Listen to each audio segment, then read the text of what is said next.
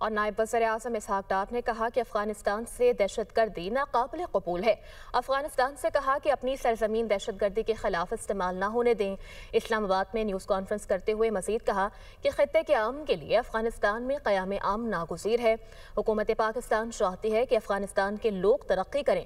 ان کا مزید کہنا تھا کہ ماسکو میں SCO سربراہان اجلاس میں پاکستان کی معاشی ترجیحات پر موقف پیش کیا۔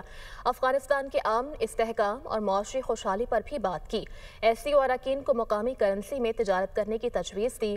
SCO بینک کے قیام کی تجویز بھی پیش کی گئی، جبکہ ماسکو میں سربراہان حکومت اجلاس کے بعد 11 فیصلے منظور کیے گئے۔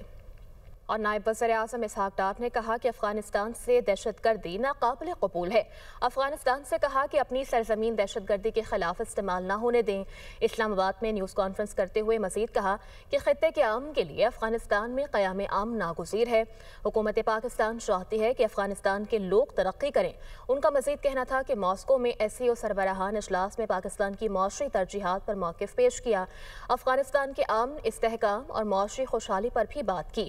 SCO اراکین کو مقامی کرنسی میں تجارت کرنے کی تجویز دی۔